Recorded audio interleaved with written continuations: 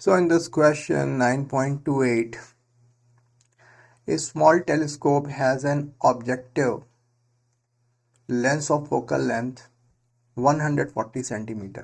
तो टेलीस्कोप में जो ऑब्जेक्टिव लेंस होता है वो बड़े साइज का होता है और आईपीस छोटा होता है।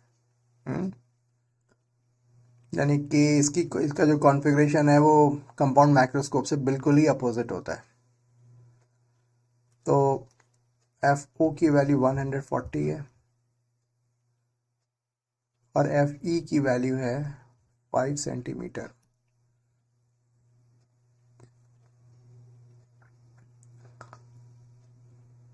What is the magnifying power? What is the magnifying power of the telescope for viewing distant object? Of course, हम टेलीस्कोप से बहुत जो दूर की जो ऑब्जेक्ट्स हैं, सेलेस्टियल ऑब्जेक्ट्स हैं, यूजुअली उनको हम देखते हैं। That when the तो हमें क्या पता करना है? Magnifying power when the telescope is in normal adjustment, यानी फाइनल इमेज को हम इन्फिनिटी पर देख रहे हैं। तो इस केस में m की जो वैल्यू होगी वो F O upon F E होगी। ठीक है, तो एफ ओ की वैल्यू जो है 140 है और एफ ई की वैल्यू 5 है। इसे सॉल्व करें तो 8 magnification comes out to be 28 जब हम इमेज को इन्फिनिटी पर लोकेट कर रहे हैं। ठीक है, नाउ सेकेंड पार्ट, इस केस में अगर हम डिस्टिंक्ट विजन पे अगर हम इमेज को लोकेट करते हैं यानी कि 25 सेंटीमीटर, तो उस केस में जो मैग्निफिकेशन होती है वो एफ ओ अपॉन एफ ई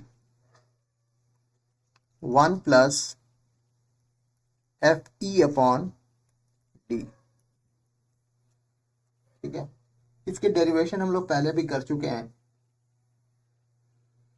तो न्यूमेरिकल्स में हम डेरिवेशन पर तो हम फोकस नहीं कर सकते। तो 140 डिवाइडेड बाई 5 1 प्लस 5 अपॉन 25 यानी कि 28 1.2 96 9 एंड 33.6 मैग्निफिकेशन हमें मिल रहा है। डिस्टिंक्ट विजन जब हमें चाहिए होता उस केस में magnification comes out to be 33.6. Okay, so this was all about this follow statement. I hope ये आपको एक्सप्लेनेशन समझ में आया होगा। बिल्कुल फॉर्मूला बेस्ड था और आपको इसको समझने में कोई प्रॉब्लम नहीं आई होगी।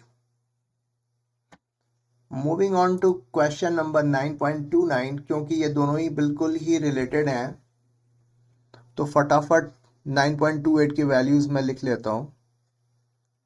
F O is 140 and FE is 5।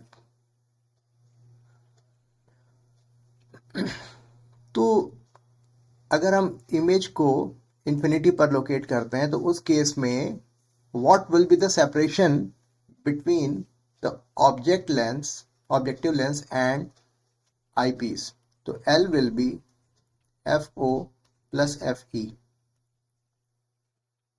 तो 140 plus 5 means 145 centimeter. This is the answer of first problem, first part. If this telescope is used to view 100-meter tall tower 3 kilometre away. चलो इसको understand करते हैं क्या हो रहा है यहाँ पे।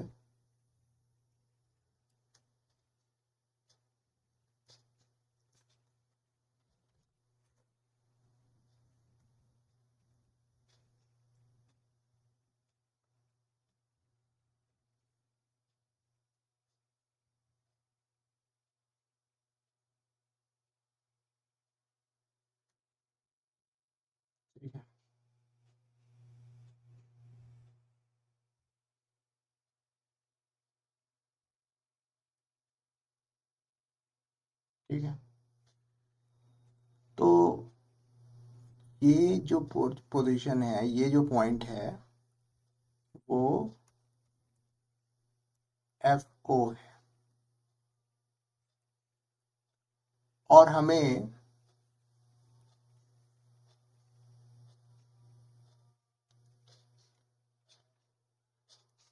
और ये जो डिस्टेंस है वो एफ ई है। ठीक है, तो what is the height of the image of the tower found by the objective lens. तो ऑब्जेक्टिव लेंस जो है कितनी हाइट इसकी बना करके यहां पर बनाता है, जिससे आई पीस जो है मैग्नीफाई करेगा। आई पीस कितने टाइम्स मैग्नीफाई करेगा, 1 plus D upon 1 plus F upon 1 plus F upon D.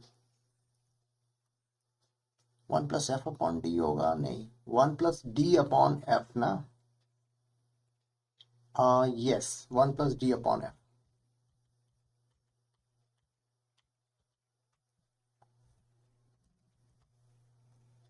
One plus D upon ये कितने टाइम्स ये मैग्नीफाई कर देगा। चलो, तो अगर ये लेंथ, ये एंगल अल्फा है तो ये एंगल भी अल्फा होगा, और ये डिस्टेंस एफ ओ है, तो अल्फा यानी कि टेन अल्फा, और ये H dash upon F O हो गया, और यही जो एंगल है alpha, it will be 100 divided by 3000 होगा। ठीक है ना,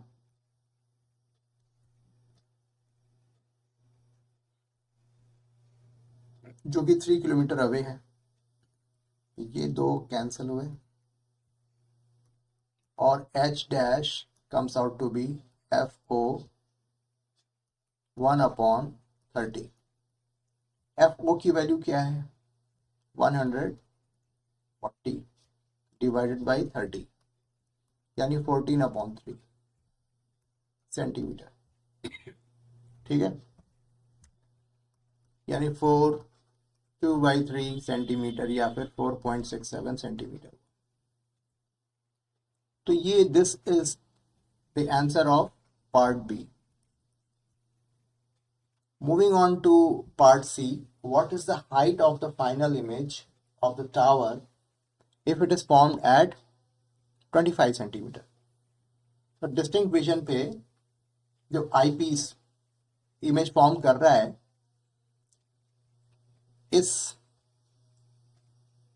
इस ऑब्जेक्ट की, क्योंकि now this image is behaving like an object for eyepiece, तो जो मैग्निफिकेशन होगा H double dash upon H dash is equal to 1 plus D upon F. Eyepiece इतने ही टाइम मैग्नीफाई करता है। अगर इमेज को डिस्टिंक्ट विजन वाली लोकेशन पे लोकेट करना है तो H double dash, H dash की वैल्यू हमें पता है 14/3, 1 प्लस 25 अपॉन एफ, एफ क्या था, शायद 5 है, 5 है,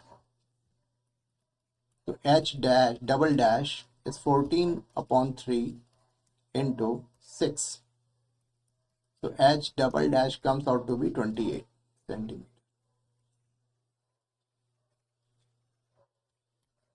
तो टावर की जो हाइट है वो हमें 28 सेंटीमीटर दिखेगी। So this was all about this problem statement. हमने 1 बाय 1 सारे पार्ट्स को कंप्लीट किया, और I hope by solving this question आपने टेलीस्कोप के कॉन्सेप्ट को भी आपने समझा होगा। So thank you very much for watching this video. If you like this video, then please do like, share and subscribe this channel. God bless you all.